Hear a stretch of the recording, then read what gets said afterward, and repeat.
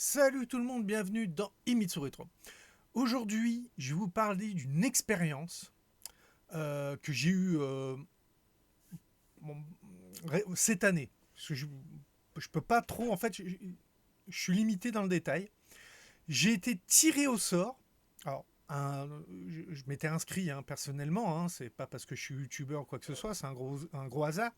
J'ai été tiré au sort pour être bêta-testeur d'un dossier de presse fait par un éditeur de manga en France. Donc je ne peux pas dire le nom. Alors, je vais vous faire un retour d'expérience parce que, euh, en fait, je suis pas juste mitigé, je suis carrément déçu du truc. Et je trouve que il y a tellement mieux à faire pour aider. Ils tirent des gens au sort. Donc tu t'inscris comme bêta-testeur pour tester le dossier de presse. Donc tu reçois le dossier, tu le regardes, tu le gardes, tu n'as pas besoin de le renvoyer. Et tu dois répondre à un questionnaire pour dire ce que tu as pensé du dossier. Et il y a tellement de choses qui vont pas. Tellement. Déjà, la première chose, vous êtes prévenu que vous avez été tiré au sort par mail. Pas de problème. Dans le mail, on vous dit, vous allez recevoir le colis, vous avez 2 semaines pour répondre au questionnaire. Tu dis, ok, pas de problème. Le colis a mis 1 mois à arriver. Donc déjà, tu te dis, vos 2 semaines, vous les comptez à partir de quand? Parce que si c'est à partir du mail de tirage au sort, bah du coup mon questionnaire est invalide. Donc ça serait bien au moins de préciser, soit d'accélérer l'envoi, ou alors de préciser, dire oh non mais t'inquiète, ton questionnaire sera pris en compte parce que c'est à partir de la date d'envoi. Bon ça, c'est un petit problème technique. Je reçois donc dedans j'ai le manga en tome 1. Alors déjà, première constatation, moi je m'attendais à une nouveauté, en gros une exclusivité, c'est-à-dire que tu analyses le dossier de presse pour quelque chose qui est à paraître. Non, le manga était déjà sorti. C'est-à-dire que je dois donner mon avis sur quelque chose qui est déjà dans le commerce. Alors là déjà tu te dis, ça va pas. Si votre dossier de presse il est à but de la presse, pour qu'il fasse une critique de l'œuvre, bah faut qu'on fasse les tests avant que le manga sorte. Pas après. Je comprenais pas. Donc je reçois mon carton, il y avait le manga dedans. Première chose, le manga, donc bien imprimé, dessus une couverture réversible, très bien, qui est la même que celle dans le commerce, c'est pas une couverture spéciale de dossier de presse. Ça, je peux comprendre. Bon. Par contre, ce qui aurait été bien, c'est que à l'arrière du tome 1, ça soit marqué exemplaire dossier de presse, ou ne peut être vendu, voire exemplaire libraire. C'est-à-dire que faut savoir que les libraires, les grosses librairies, des fois, reçoivent des éditeurs, des mangas avec marqué exemplaires libraires, donc on ne peut pas les vendre, et qui sont là pour que tu découvres la série, pour qu'ensuite tu la mettes en avant quand elle sort pour la vendre. Et je trouve que dans un dossier de presse, que vous mettiez le tome que vous promouvez, ok, mais faites un tome spécial. Pas spécial dossier de presse, mais ça peut être l'exemplaire libraire ou qu'il soit marqué ne peut être vendu. Parce que le mec qui le reçoit, il se dit ah ouais, voilà quoi. Il y a un petit côté collector, un petit voilà, enfin c'est mon avis. Ensuite, tu as dans le dossier de presse une enveloppe avec des informations sur le manga et sur l'auteur du manga. Et j'ai été mais déçu d'une force. Oh, mais les mecs, c'est affolant. Vous me dites que le dossier de presse, c'est pour les journalistes de la presse écrite, pour les influenceurs, donc les youtubeurs, instagrammeurs et compagnie, qui pourraient parler de l'œuvre, donc des personnes comme moi.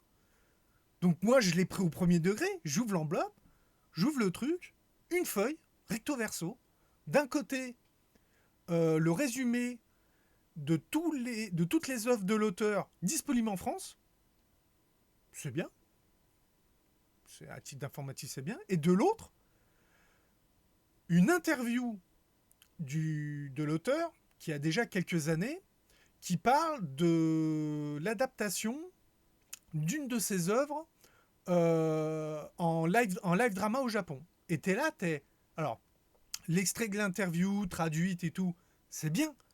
Mais j'ai aucune information sur le mangaka ou sur l'œuvre. Moi, quand je fais une vidéo, que je parle d'un animé, je dis qui l'a créé, combien il y a d'épisodes, les dates de diffusion, où est-ce que ça a été diffusé, si c'est issu d'un manga, quand est-ce que le manga a été commencé de publier, dans quel magazine il a été publié, des informations comme ça. Là, il n'y a rien. Rien. Vous donnez un dossier de presse à un journaliste ou à un influenceur, le mec, il faut qu'il fasse le boulot. Alors, vous allez me dire, oui, bah, c'est normal, il faut qu'il aille chercher des informations et tout. Non, mais attendez. Plus le mec va devoir travailler, moins il va avoir envie d'en parler. Il va dire, bah non, je vais parler d'autre chose, je vais parler de quelque chose qui me plaît. Parce que là, je reçois le truc, ouais, c'est bien, t'as le tome 1. Pour te faire une idée, avec juste le tome 1, c'est déjà très limité. Alors autant un influenceur, si c'est une sponsor, il a touché du pognon, donc il fera l'effort. Mais pour un journaliste, c'est pas assez. Vous donnez ça à un journaliste, il est là, il fait, ouais, ok. Y a quoi qui marche comme série? Pour moi, vous mettez en contrôlant l'information que vous donnez aux journalistes, vous avez plus de chances qu'ils écrivent un article. Parce que c'est pas parce que vous avez envoyé un dossier de presse qu'il va automatiquement écrire un article. C'est dans le magazine ou sur un blog ou quoi que ce soit, il a une place limitée, il va pas forcément en parler. Moi, concrètement, quand j'ai ouvert le truc, j'étais là. Est-ce que j'en parlerai? Non. Est-ce que je vais parler du fait que j'ai reçu ça? Oui. Oui, ça c'est intéressant. Alors ensuite, en dehors du manque d'informations et du manga, vous avez tout un tas de goodies. Hein, et on vous dit, dans le questionnaire, qu'il y a une possibilité que ce dossier de presse puisse être un cadeau offert à des fans en convention ou sur un jeu concours. Donc vous avez tout un tas de goodies. Mais la moitié des goodies ont un intérêt limité, voire inexistant. J'étais là, non mais ça... Il y a même un truc, je m'étais trompé sur ce que c'était. C'est dans le questionnaire, quand ils m'ont posé une question dessus, j'ai dit, ah bon, c'est ça? Alors, qu'est-ce qu'il y avait dedans? Ex Libris, très beau design, dans une pochette, une belle pochette imprimée et tout. Ça, l'ex Libris, il était très bien. Pas de problème. Mais bon, un ex Libris, les ex Libris, c'est un peu le minimum syndical. Hein. C'est quelque chose qu'on s'attend à avoir automatiquement. Ensuite, un goodies en verre. Moi, je croyais que c'était un verre. C'était un verre décoré à l'effigie du manga. Et en fait, il s'avère que non, c'est un verre à lampion.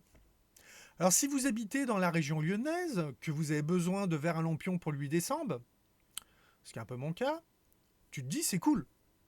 Mais pour le reste de la France, un verre à lampion,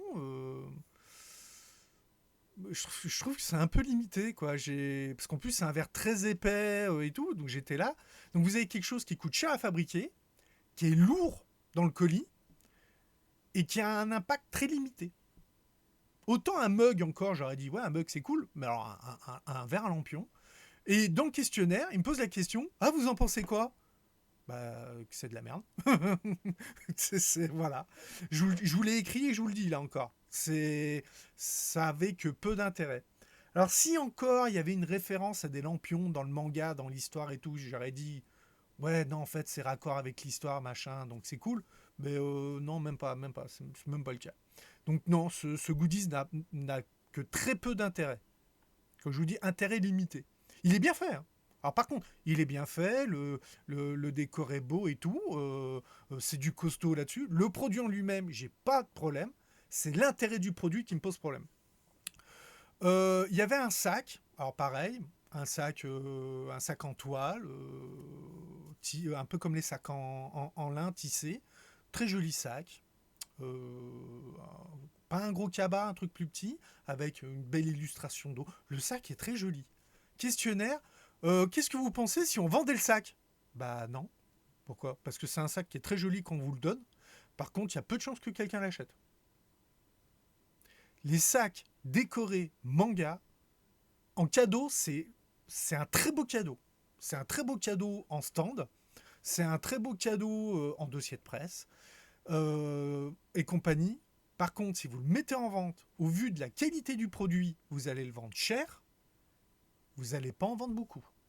Parce que ça va être proportionnel au succès du manga, voire de l'auteur. Parce que comme l'auteur a écrit plusieurs mangas, ça peut être un goodies intéressant. Mais en vente, ou alors en nombre limité. Vous faites une série limitée. Vous dites voilà, on en a fait 500, il n'y en a que 500 et puis point barre. Ça devient un produit collector. Là, oui, ça devient intéressant. Par contre, si vous faites de la grosse fabrication et que vous le vendez dans des stands en convention, en fonction du prix, ça va pas le faire. Hein. C'est non, non. Moi, j'ai dit que j'étais contre de le vendre. Parce que la question avait l'air de dire qu'ils voulaient le vendre en quantité. Non. En produit collector, produit limité, oui, mais en grosse production, non. Parce que vous allez le vendre trop cher. Dans les trucs, il y avait du scotch. Il y avait 2 rouleaux de scotch.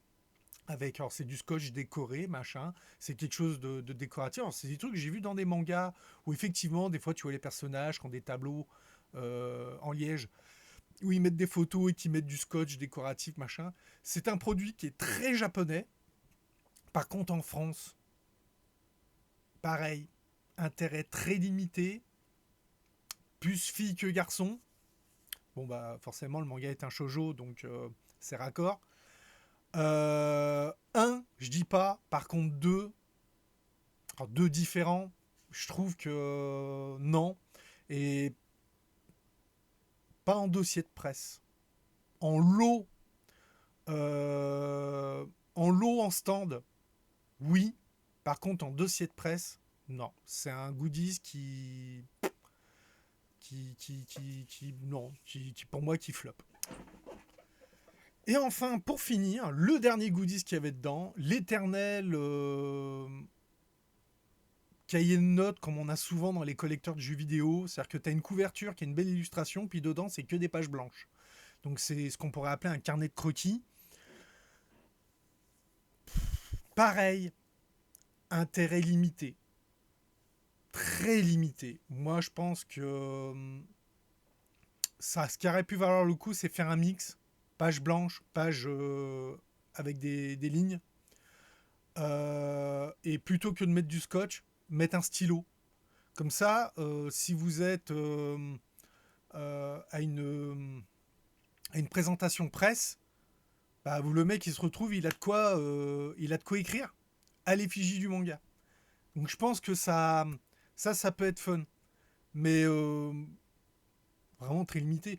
Bien souvent, vous prenez les collecteurs de jeux vidéo, quand vous avez les fameux sketchbook et compagnie machin, les gens ils sont là, page blanche, c'est du gâchis de papier, personne ne les utilise. C'est un gâchis de papier, ça s'arrête là. Vraiment peu d'intérêt. Donc voilà, je voulais vous donner mon retour d'expérience. Ah oui, je viens de me souvenir, dans le questionnaire, il y avait une question. Alors, comme je disais, là, c'était un dossier de presse pour un shoujo. Donc, ils m'ont posé une question. Y a-t-il un shoujo qui n'est pas encore licencié que vous recommanderiez, en gros, pour qu'on le licencie? Alors, l'intérêt de la question est très pertinent, puisque ça peut aider à voir certaines séries venir en France, mais pas dans ce contexte. C'est une question que vous pouvez mettre sur votre site internet. Voilà, c'est-à-dire que vous pourrez faire de temps en temps des questionnaires sur le site de l'éditeur pour avoir ce genre d'informations. Par contre, dans un questionnaire de bêta-test d'un dossier de presse, aucun intérêt. Pour moi, la question est déplacée. Parce qu'en gros, vous faites du marketing, vous utilisez du bêta-test pour faire du marketing, et alors que le bêta-test, c'est pour dire ça va, ça va pas. Moi, j'aurais préféré comme question plutôt quel goodies vous suggérez. Et il y avait une question, par exemple, il y avait une question dans le lot, y a-t-il un goodies que vous enlèveriez? Bon, moi, par exemple, j'ai dit que j'enlèverais le truc à lampion, là, parce que c'est un nom, mais je ne me rappelle plus.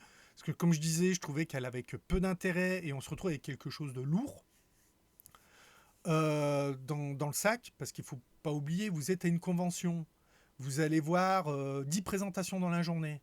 Les 10 vous donnent des goodies. Bah, ça fait vite du poids hein, sur l'épaule du journaliste ou de l'influenceur. Donc, les choses lourdes à éviter, surtout quand elles ont un intérêt aussi limité.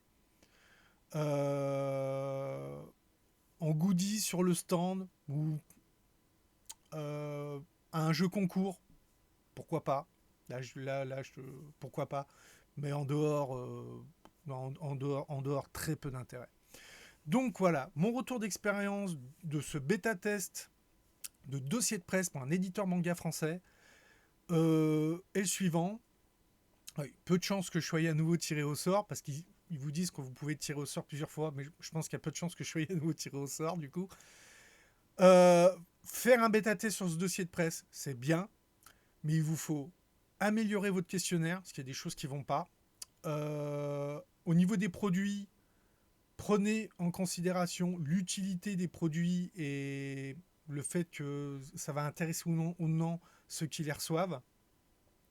Et donner plus d'informations sur l'œuvre et sur le créateur de l'œuvre. Il faut que, limite, vous savez, c'est tout con, présentation de l'œuvre, fait la présentation, le mec il prend le carnet que vous avez fourni, le stylo que vous avez fourni, il prend des notes, il sort, il tourne direct la vidéo. Il a tout ce qu'il faut. Ça serait l'idéal en matière d'influenceur. Moi, en tant que youtubeur, j'aurais une présentation, je sors de la présentation avec mes notes, je limite, je tourne ça en short 60 secondes direct, clac. Emballer, c'est peser. Là, votre dossier de presse, il n'est pas capable de le faire. Il donne pas les informations aux gens que vous visez. Par contre, en cadeau stand, oui, en cadeau stand, ça va. Mais en termes de dossier de presse, pour moi, il remplit pas le truc. Allez, je vous dis à bientôt pour une prochaine vidéo. N'oubliez pas le pouce bleu si vous avez aimé, le commentaire si vous avez vous aussi reçu des fois des lots, des choses comme ça. J'aimerais bien avoir votre retour d'expérience à vous aussi. Abonnez-vous, très important, je le rappelle, je vais le dire sur plusieurs vidéos, mais YouTube est en train de faire du ménage sur les comptes inactifs. J'ai perdu 10% de mes abonnés, plus de 10% de mes abonnés par clôture de compte inactif. Donc c'est en train d'énormément affecter au niveau de l'algorithme. Donc à bientôt aux prochaines vidéos, bye.